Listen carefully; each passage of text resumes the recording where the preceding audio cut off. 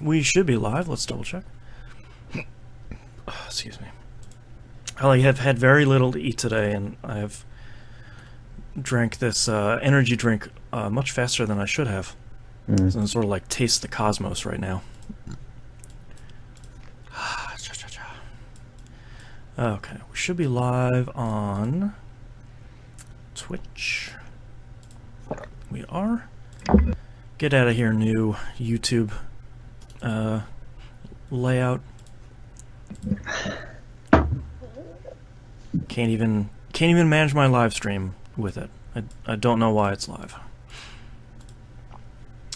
Okay, are we live on Mixer? Yeah, it's muted for once. Hey, all right. Okay, let's retweet this and then we'll get started here pretty quickly. A little dark in here. That's not much better. Where's it? There we go. Retweet that. Monkey and I were just watching some of the CEO. Yeah, some Mortal Kombat 11, I'm assuming, from CEO. Yeah. Yeah, that was I was a little confused because I wasn't expecting them to be playing in the middle of just a boxing arena, a WWE, not squared circle. That's MMA, but certainly was not expecting there to be the level of showmanship. Yeah, but they actually did that. I don't know if they do it anymore, but for Evo, a couple of years back, they did that as well. That's the other. They played in the ring. Yeah, that's the other fighting game tournament thing that I was thinking of, because I know there's like CEO and the Evo are like the two big general fighting game ones, right? Yeah. Yeah. I wish I knew more about more fighting games, because it seems like Summer Games Done Quick just wrapped up. I feel like that one is for me, because that's just a whole bunch of games you don't need to know anything about, but like I was just watching that Mortal Kombat 11 and sort of like, yeah, that's a lot of People fighting. are beating each other up. Yeah, like there's a lot of broken necks and blood and stuff, so the very first move in the one we were watching, just skull punch. Like literally the first 2 seconds was just cracking someone's skull open. It's like, okay, cool. That's how we're starting this thing. All right. Okay. Are you ready to get started? Yep. Okay, I'll start with you first for what you've been playing, and then I'll go second. All right, starting in 3, 2, 1. Welcome back to another episode of That Video Game Podcast. I'm your host, Boston. Joining me is Monkey Senior. Hey. We're down 2 people this week. Moon is off on vacation with his wife. He'll be back next week. And Nimp works third shift and got sick afterwards, and I think he took a nap, and I can't find him. So unresponsive. Yeah, it's gonna be a chill 2-person show this week. If you are missing Moonpier, the brand new episode of Old Dog New Flicks is up on Patreon, patreon.com/E1M1, the ones are numbers. It's at the $5 level. It's a pretty good episode, and don't forget, even if you're not a patron, you can go vote for the next movie that's going to that they're going to watch. It's all Arnold Schwarzenegger all the time. You get three choices. Moon would probably want me to remember to tell you that there's only one right choice. So go vote appropriately. You don't have to be a patron to vote. Patreon.com/E1M1. And I think that's it for boring business stuff. So let's get into Monkey. What have you been playing this past week? All right, so we'll go from least played to most played. So first up, Cadence of Hyrule. Crypt of the Necrodancer featuring The Legend of Zelda. Yeah. I love saying the whole name of that because it's 2019's longest title. So yeah, I just want to point out, I just wanted to say back when it first released, I finished the stories within like 2 days. Okay. So now I'm playing permadeath runs. Oh, okay. I didn't know that was an option. Yeah, so when you start the game, you can either just click game start or custom settings. Mm. And then custom settings has a bunch of different like permadeath and single character runs, and I think you can turn off the beat on that one, like make it just strictly turn based. Have you tried that mode? Yeah. For me, it's really easy. Oh, okay, yeah, because I know all of the enemy patterns and stuff, you know, like from playing Crypt of the Necrodancer. So it was just I was breezing through it the first time I did that. I've heard people say that it almost turns it into like a turn-based strategy game. Like some people are saying like Into the Breach. That sounds kind of fun, also. Yeah, like I said, it was really fun, but it was really easy.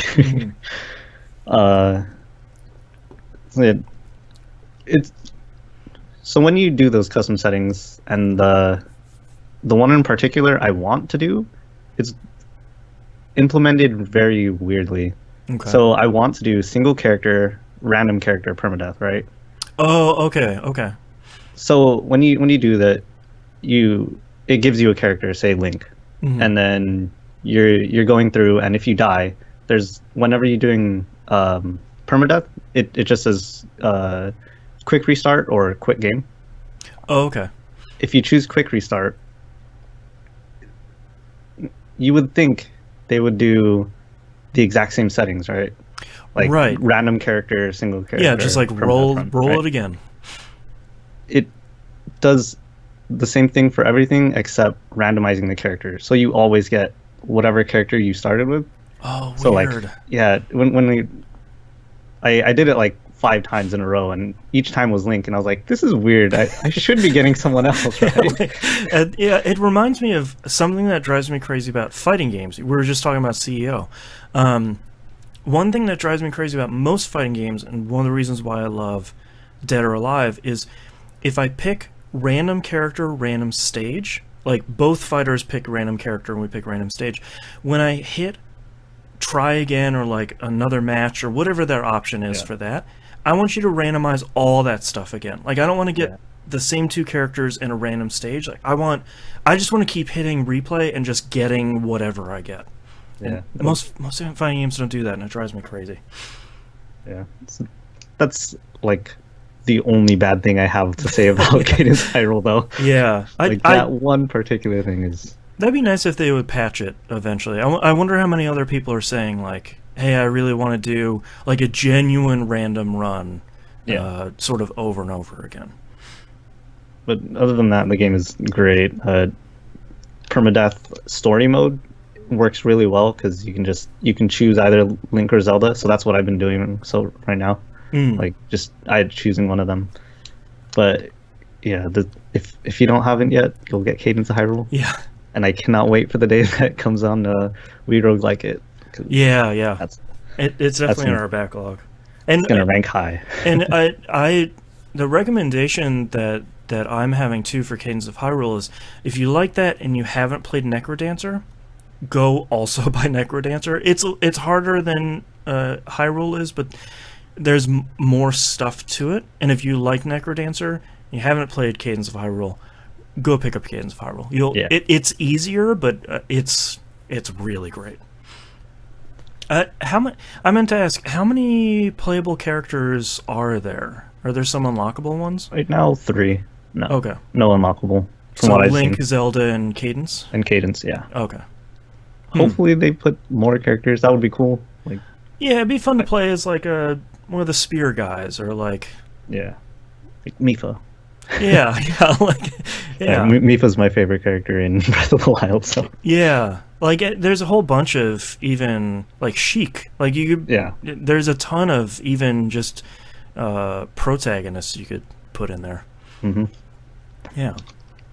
So my next game just came out 2 days ago, I think. Mario Maker 2. Oh, I want to play this so bad. Yeah. So, I never played Mario Maker 1. Yeah, I didn't either.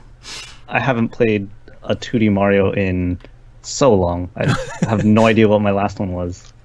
So this game made me realize, 1, I'm terrible at 2D Mario. Okay. And 2, I'm terrible at level design.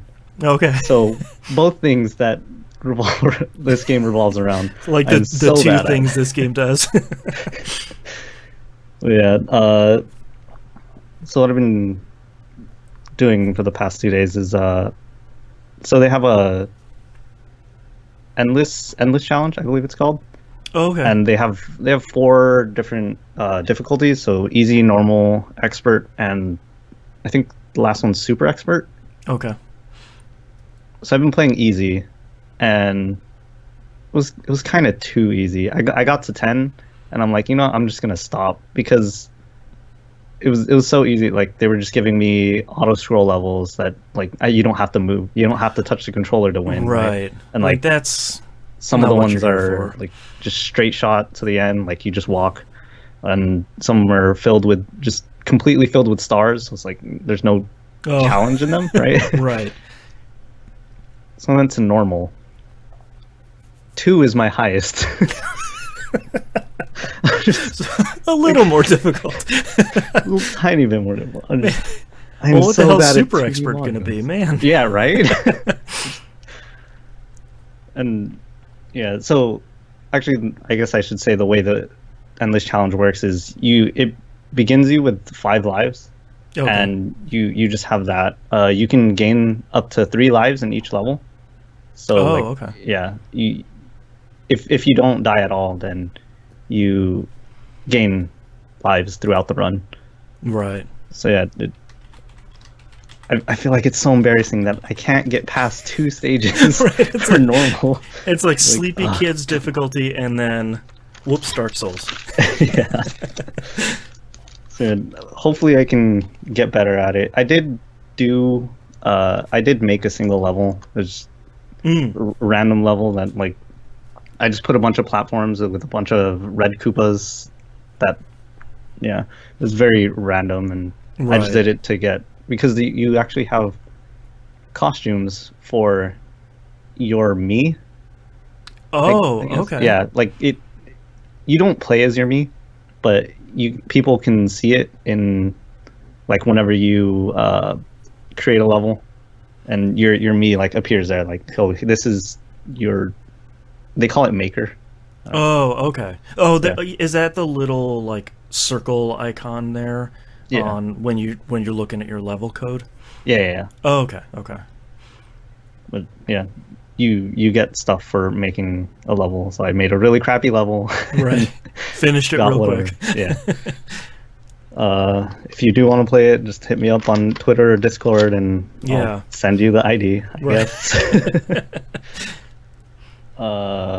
I'll save that one for last. And so at the beginning of the week, after you told me I could be on this, I wanted to play something new, I guess, and I wanted to play something that had to do with keyboard and mouse, because I haven't played one of those in a really long time. And I remembered I had Game Pass, so I was like, let me go look at that. And the UI for the Xbox app, whatever it's called on Windows, I feel like it's really good. It's really nice. Yeah. So they have, if you scroll down a little bit on the Game Pass section, they have a surprise me. Okay. Yeah, I had to click it a few times because they were giving me like Forza and Hellblade and Crackdown. Like I played Gears those, 1. Yeah. So eventually, I came up on. It's called Orwell: Keeping an Eye on You. Okay. This game is super cool. Okay, I haven't heard about this. Yeah, it's let's see. So the first line of the description says, quote, "Big Brother has arrived, and it's you." Okay, well, I'm interested already. And that description sums it up pretty well. So the game is Orwell is a security program made so the nation is actually like the name of the country you're in is actually called The Nation. Okay. And the government is the party. Oh, okay. So the party passed a bill called the Safety Bill. to, like increase safety throughout the nation. And Orwell is a part of that. It's a security program that basically tracks people's online activity. Oh, okay. So you're the person controlling Orwell. And interesting. And you have like this I guess handler who like gives you, I guess, kind of hints and like says how relevant the things you do are. So the first case is to solve a bombing in the Freedom Plaza. And so you're snooping around the activity of someone named Cassandra Watergate. So just this person who had previous criminal activity. Oh, okay. So it already flagged her as a potential suspect.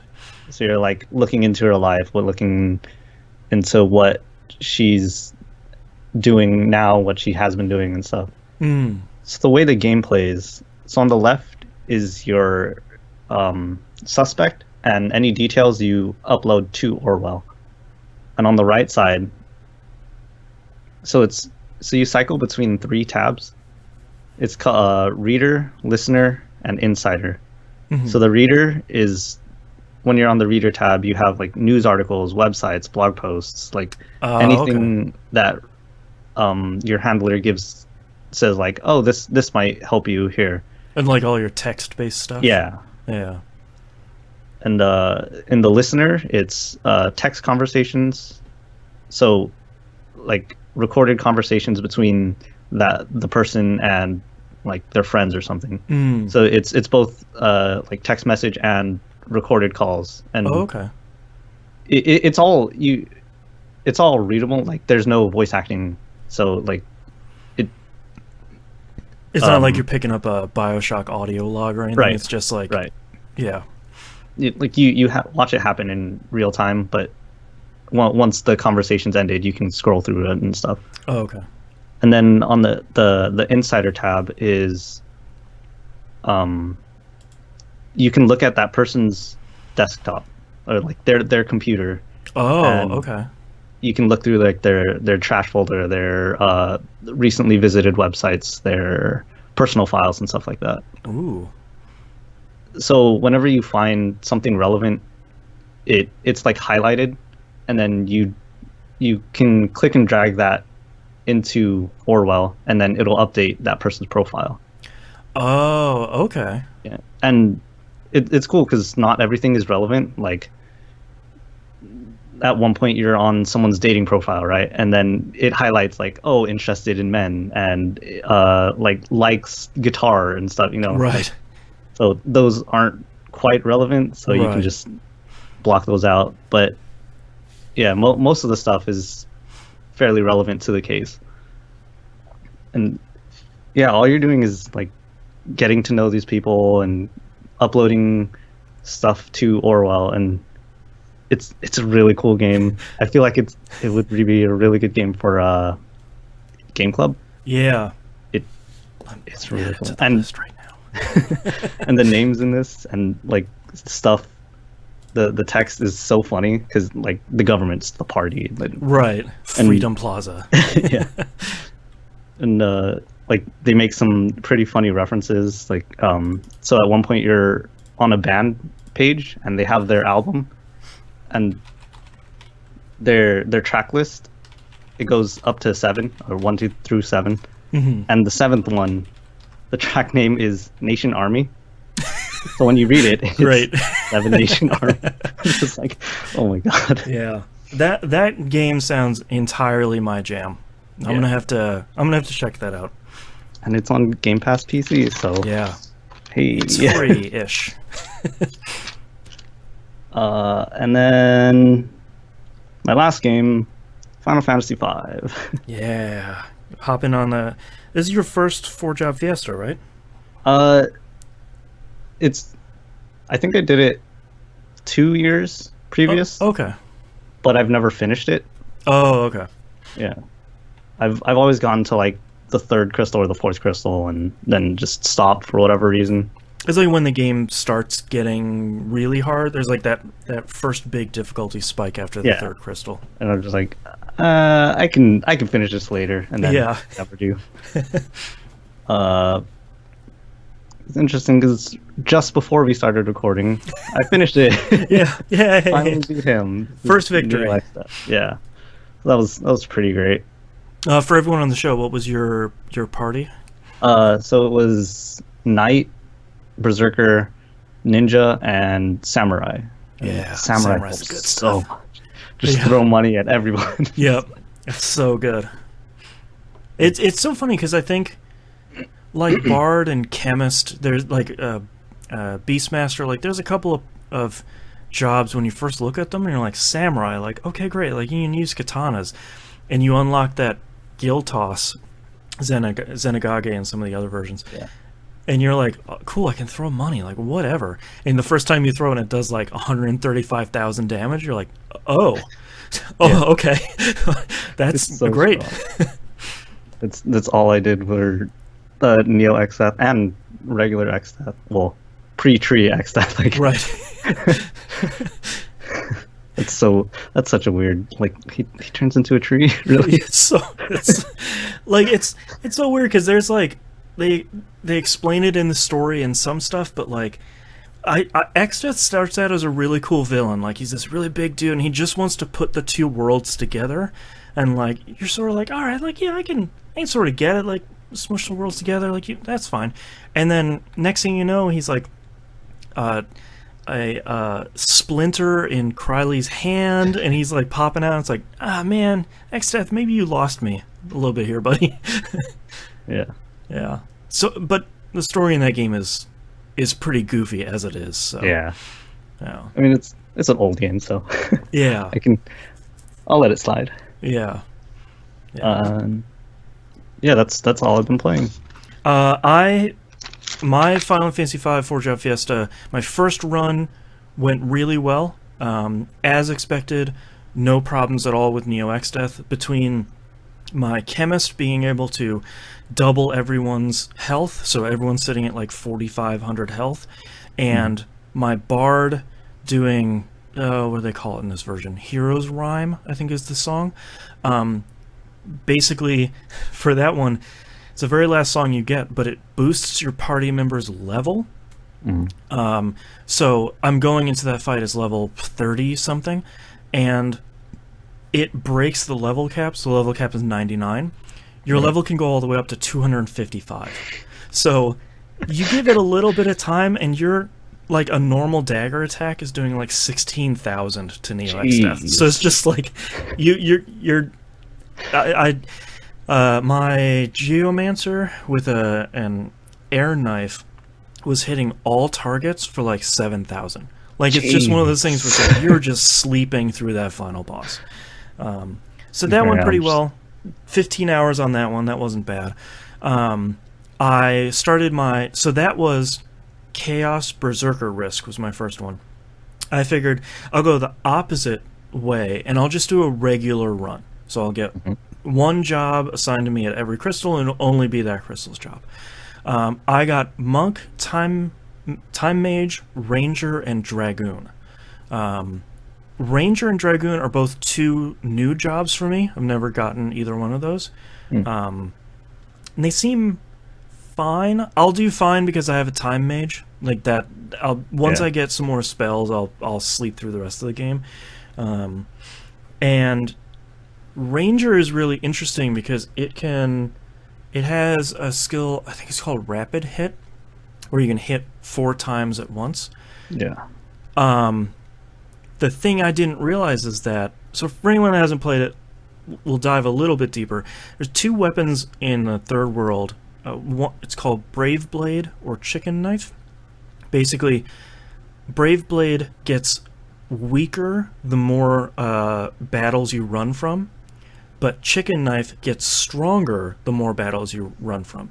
And Chicken Knife can get up to 127 attack. So it's the most powerful weapon in the game. But every once in a while, when you attack with Chicken Knife, it will just make you escape the battle.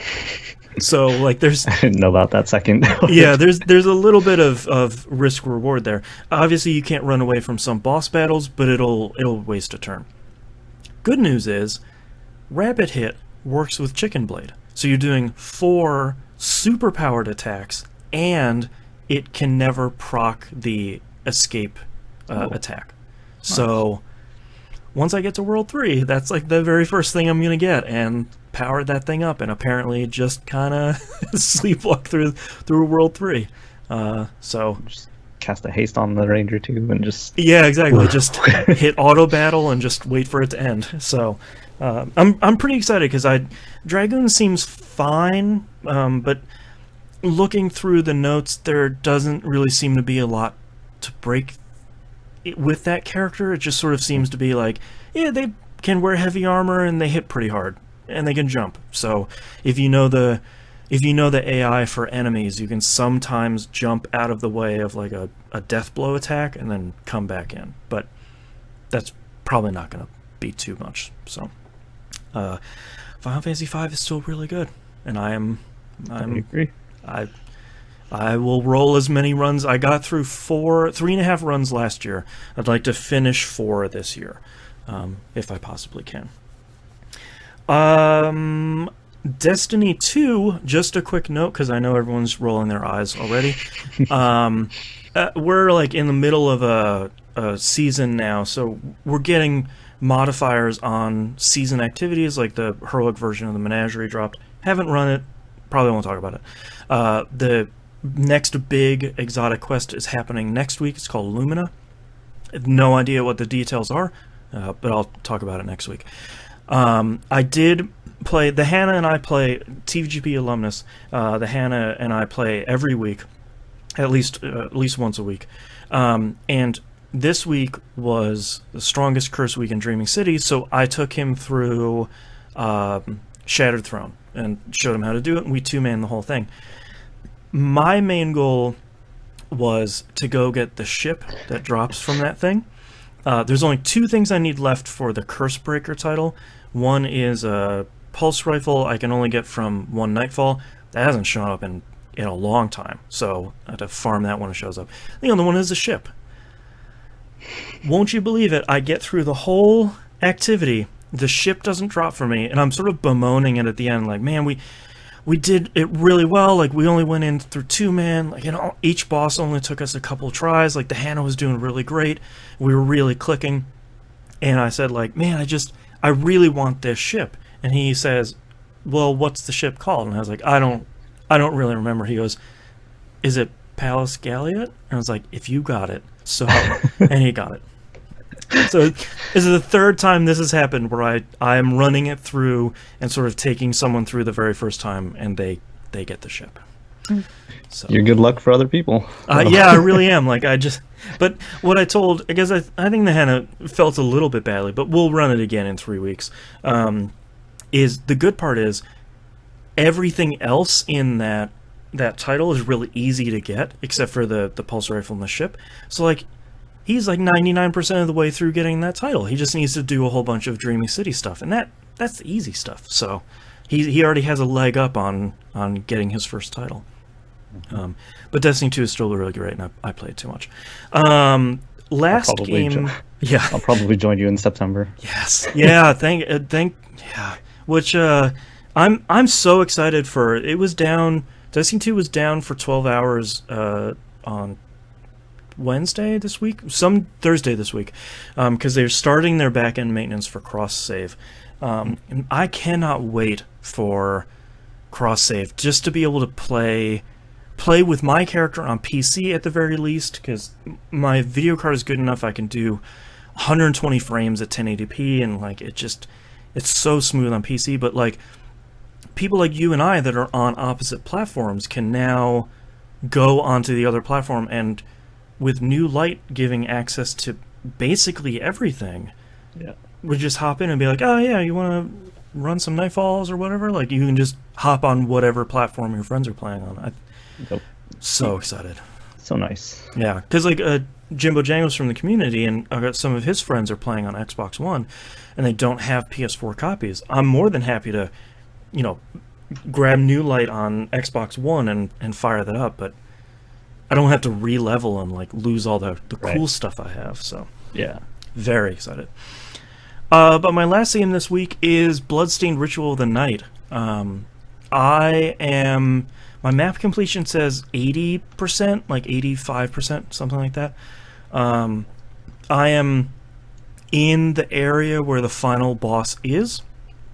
I've gone through... I really don't want to spoil it because it's only like a week and a half old. But in traditional Castlevania style, I have done some steps to get to the final boss. And this game is really good. I think the hard part about it is there have been so many good Metroidvanias, especially over the last couple of years, especially indie ones. Like one of my personal favorites is Hollow Knight. Yeah. And I love what some of those games are doing. Like Axiom Verge takes Metroidvanias, and instead of getting a double jump, you get like this super high single jump, and instead of rolling into a ball and going into places, you send out a drone. Like it changes the formula up, and Hollow Knight takes Metroidvanias and sort of smushes together some Dark Souls stuff in a really great way. And Bloodstained is kind of just Symphony of the Night 2. And I sort of want to ding it because of that, because it doesn't really reinvent the genre, but it just plays and feels so great that I kind of don't care. And it's sort of tough because I want to say, like, here's all these other great ones, and you should definitely go give Hollow Knight a try. It's on PC Game Pass right now. There's all these great ones, but Bloodstained is almost like comfort food a little bit. Right. So it's sort of tough. I do have to give huge props to Mental Case from the community. Hit me up on Discord.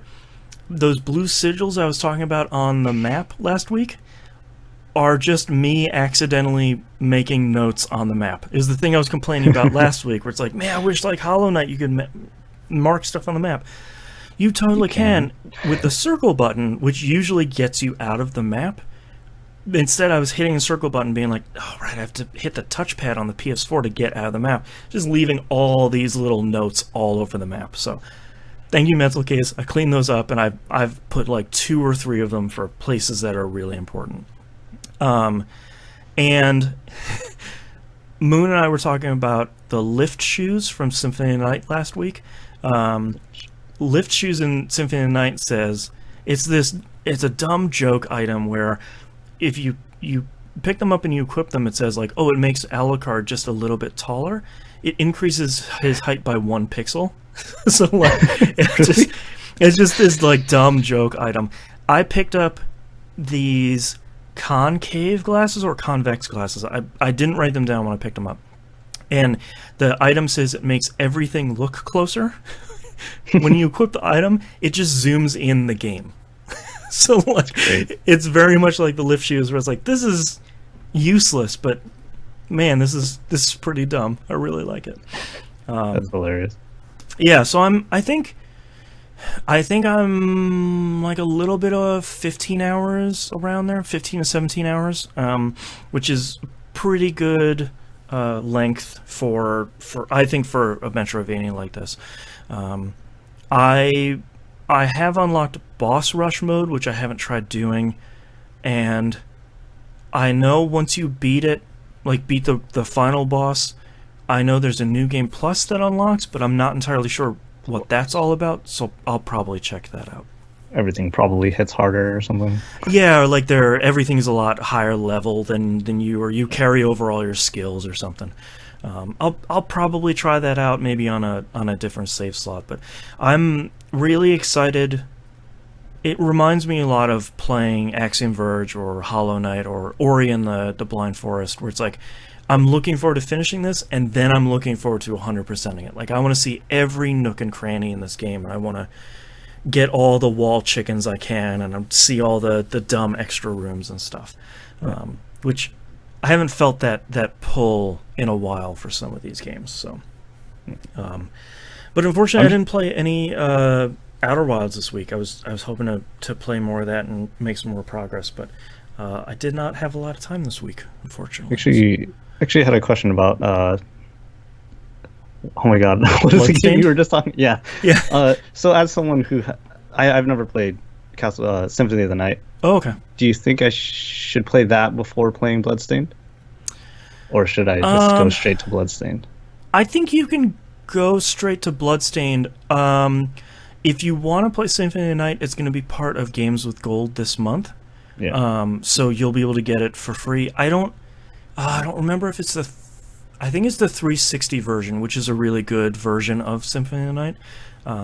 So you can get that for free. Bloodstained is $40, which I think is a little pricey for this. I haven't finished the game, so I'm not sure exactly how many optional modes there are. So I don't want to say like for sure it should have been 30 or 20 or something. But 40 sounds is a little bit pricey. But yeah, I feel like you can't really go wrong either way. I think Bloodstained, Symphony of the Night, I think is a really, really well-designed game. It's just a really tight experience. I think Bloodstained does that and takes the shard system, which it carries over from the last Game Boy Advance Castlevania game, where you're absorbing the skills of your enemies and then using those as equipable skills. So that's... It has that on top of it that Symphony of the Night didn't have. But yeah, either one, I would say. Symphony of the Night you should probably play at some point because it's one of those classic, like almost required reading games. I probably will. But yeah, probably will when it comes free. Yeah. I wish I had looked up. I'll look it up during the break. We can talk about it during releases. I think that's the notable release for Games with Gold this month. Yeah. But that's all I've been playing, so let's take a break. July 2019 Games with Gold. Oh, Inside is also... Yeah. Tomorrow is Symphony of the Night. Oh, cool. There you go. Maybe I'll play that, and then whenever they patch the Switch version of... Yeah, my brother, when he kickstarted it, he got the Switch version. It was funny because he asked me, he said, on the PS4, does it look like everything's kind of hazy? Like there's like a coating on everything? I was like, no, it doesn't. Does your copy? And I misunderstood. I thought he was playing on PS4, and the opening area of Bloodstained doesn't really look that great. It's like this rundown ship. Mm-hmm. And I was starting to see those news stories of people being like, yeah, the Switch version is not cutting it. And he said, no, I'm playing on Switch. I was like, oh, no. That's why. I'm so sorry. Bad news for you. But hopefully they patch it soon. Yeah, they had a Kickstarter update that was like, hey, we hear you. It's not up to our standards. So I guess they've switched almost all of their production staff over to the Switch version to kind of beef that up. So I think even if it looks a little bit worse, if it runs at stable 30, I think that would be fine to begin with. Okay. Are you ready to wrap this thing up?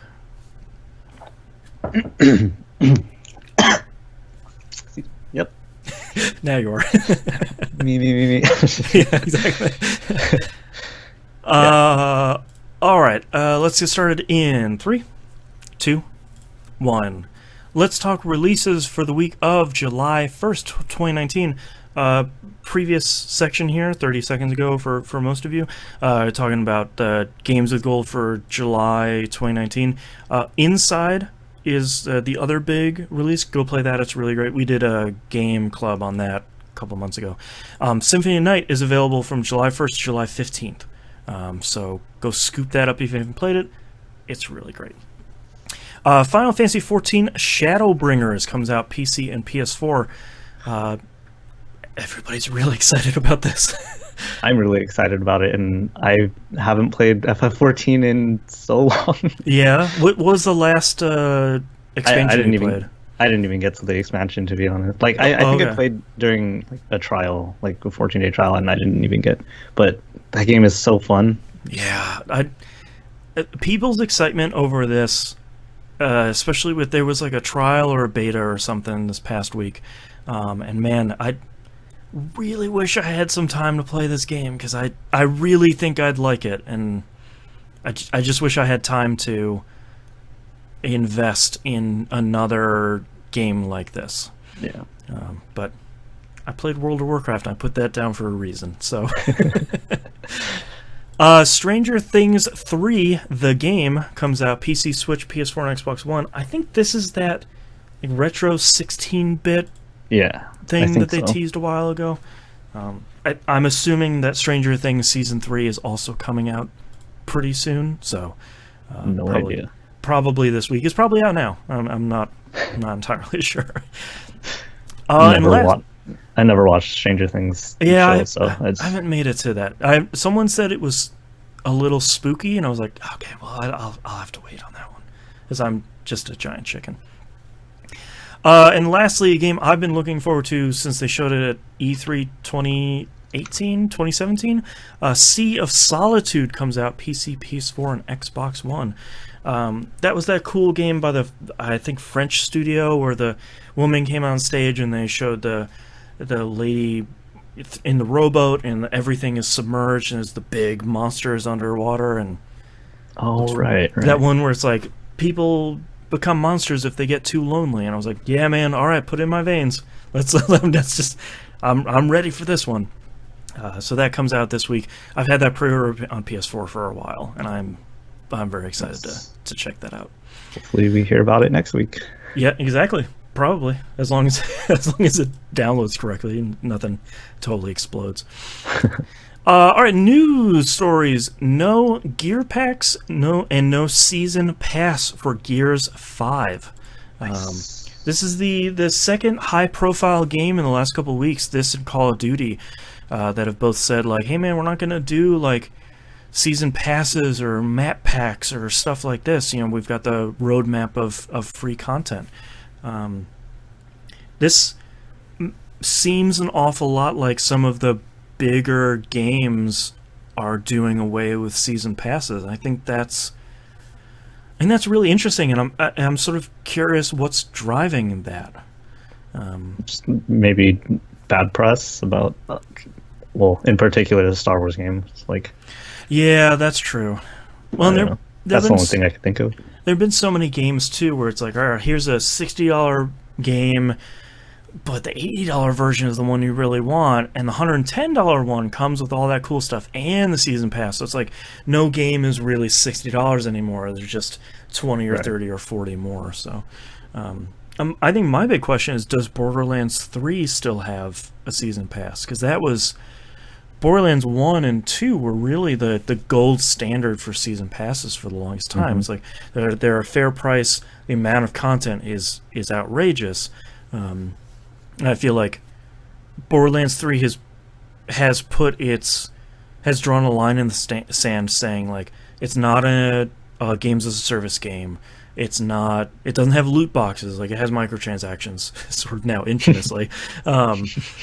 But you know, they're really putting a line in the sand, saying we're not making a new games as a service game. So it's going to be interesting to see sort of what happens there, and if they can sell a season pass for that. I feel like they will have a season pass just because the first two have them. Yeah, it's like an expectation at this point in a really weird way. Like, oh, you don't have a season pass. It's like, how much am I going to pay for all the content? You know, it's going to be. Yeah. But we're getting close to Borderlands 3 launching. I think that's like September 13th or something like that. It's like 3 or 4 days before Destiny Shadowkeep. Destiny 2 Shadowkeep. My apologies. Which, by the way, is a standalone expansion for Destiny 2. You don't have to own anything else. Wink. Next news story, Google doesn't expect games on Stadia to be cheaper than consoles. Stadia chief Phil Harrison says, quote, "I don't know why it would be cheaper," end quote. Which you can't mince words there. I guess. Yeah. It's a hard sell, because he continued later and said, like, hey, we believe that we at Stadia believe that we can charge a premium price because you get to play these games anywhere, your phone, your Chromecast, your TV, like their famous thing of, and all these devices lined up and play 4K. But as a consumer, it's really hard to see Game Pass and EA Access and Netflix and all these other services where you just pay that monthly cost and you get access to a library of some size. And with Stadia saying you need to do both, you need to pay that monthly cost for the 4K option. There's obviously the free 1080p option. And on top of that, pay for games. And on top of that, you don't own the games. That's a hard sell. Yeah, it really is. Like, I probably would never pay for Stadia at this point. Yeah, I'm just waiting for the free version, and I'll try it out. I probably won't use it that much, but yeah. Yeah, and I think it's to compound a hard sell on top of a hard sell for people like us. If you're on or listening to the show, we already have at least one, if not most, of the consoles that are out right now. Probably a gaming PC, probably a smartphone full of games or a tablet full of games. So Stadia is a hard sell because I can buy a disc and put it in my PS4. That's a bad example because my PS4's disc drive doesn't want to work. I could buy a disc and put it in my Xbox One, or I can buy a cart and put it in my Switch, and that'll work, and I own it.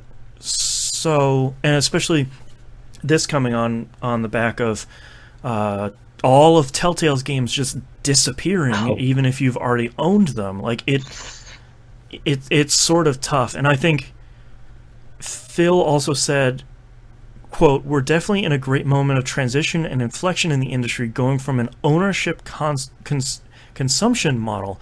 Not every developer and publisher is ready to move to subscription yet," end quote. And it's really interesting to hear him say, like, I know you guys like owning stuff, but how much would you like if you didn't?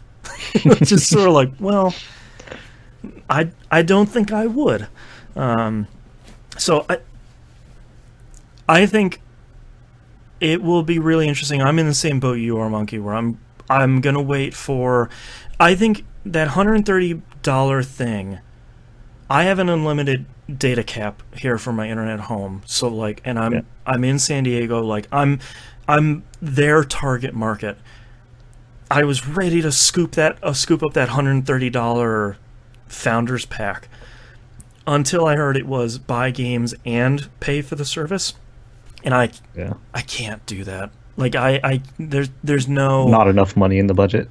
Yeah, and like if it was like a Game Pass thing where it's like, you pay your $10 a month and you get access to like maybe one or two games for like a 2 to 3 month period. I could probably be talked into that because I could try out these games and maybe they're not on Game Pass but they're on Stadia. Like it's like it's. I was just looking at my PC and I was like trying to catalog what I have on Steam versus Epic versus GOG versus Twitch. Like it. With all these different platforms, you probably own the game you want to play on something, but I don't want to have to pay for it on top of that. I think that's going to be tough. So we'll see. Yep. I guess we'll try out the free version, and it's probably going to land March of next year, like everything else is going to. Mm-hmm. But we'll see at that point. Speaking of subscription services, EA Access launches on PS4 July 24th. It's going to be $5 a month or $30 a year. I had to read that a couple of times because why would you not pay for the year? Because you save like half the price. Yeah. So that's at $30 a year. That's still pretty cheap too. Yeah. And it says you'll get the Library of Electronics Arts games and a discount on microtransactions.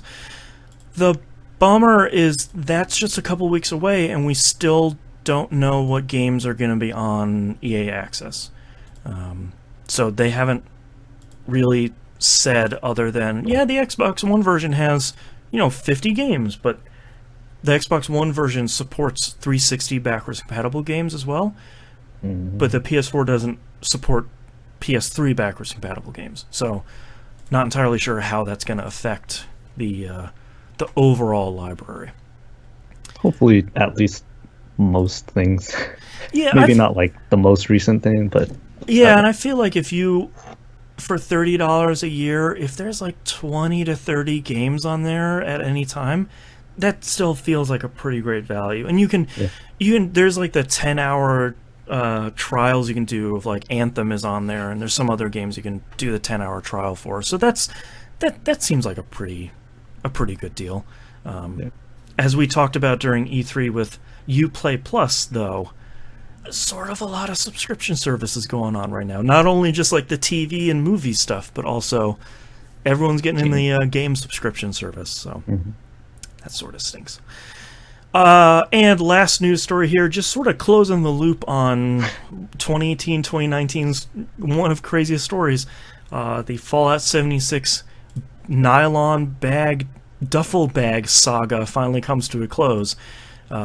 Everyone who bought the Power Armor edition of the game and has finally gotten their actual canvas bag now instead of a cheap nylon bag. So one of the craziest and twisty-turniest news stories of probably the last year. So weird. We're finally free. With the bags are in hand way after anyone would care about them. Right. So many people are now getting people them, can... and they're just like, I don't care about the bag anymore. It's the principle, but I don't care about the bag anymore. Now people can stop playing Fallout 76 That's if right. they haven't already. That's right. Now they have the bag, like their service is done. You can put it away. Wait until the NPCs come back, and then you can pick it back up. But we don't have any questions this week. Probably everyone's gearing up for the July 4th long weekend. So that's our episode this week. If you'd like to visit us, you can do so at tvgp.tv. Everyone will find and follow us on the right-hand side of the page, patreon.com/E1M1. That's where you can check out all our behind-the-scenes, Outcast stuff, early access to Dynamic Soundtrack and ODNF. The $5 a month tier is the one I recommend. That gets you all this stuff. It's only $5 a month. I can't even get like a Frosty in California for $5. Like it's cheap. What brand new episode of All Dog New Flicks? Go vote at the Patreon for the brand new Arnie episode. Moonpier will remind you there's only one right choice. I think it'll be open for probably this whole next week. I forgot to look at it on my calendar. Go listen to Monkey, Moon, and I on We Roguelike It as our weekly roguelike show. Right now we are playing Don't Starve. If you're a patron, we're wrapping that up, and we've just announced the brand new game that I promise was picked by actual randomization, not just be saying, I want to play more of this game. So go listen to that to see what it is. And I think that's it. Monkey, where's your... let's do a plug for your Twitch channel. What's your Twitch name? It's twitch.tv/monkeysenior_. There you go. No space between the monkey and the senior. There you go. Watch him go play usually whatever we're playing on We Roguelike It. Probably. Yeah. And thank you very much, everyone, for listening. We'll see you all next week. Bye. I have 4 titles this week. Did you write any down? I did. Okay, why don't we start with yours? I only remembered after I stopped talking about my... So I was like, oh yeah, that's a thing. I got a chicken knife gets stronger. Rolling into a ball and going places. Symphony of the Night 2. And I'm just a giant chicken. I am a really big chicken. I have Moon Says There's Only One Choice. 2019's longest title. I'm terrible at level design. Chicken Knife Gets Stronger, and one of my personal favorites, Whoops, Dark Souls. I like Whoops, Dark Souls, and Chicken Knife Gets Stronger. Do you feel strongly about either one of those? No, either one's fine. I'll do... Let me search. TVGP Dark Souls. I feel like we haven't done... Episode 541 is titled Frogger Dark Souls. That's the only Dark Souls title we've had. I'm going to pick Whoops Dark Souls. Because that's just... It's dumb and it's perfect for our show. Okay. Do you want to do a little quip? It's optional if you don't want to do one. I think I got something. Okay. Let's get started in 3, 2, 1. This is That Video Game Podcast, episode 610 for July 1st, 2019. Whoops. Dark Souls. You died. Thanks, Obama. Alright, thank you very much, everyone, for watching and listening. We always appreciate it. We'll see you next week. Bye.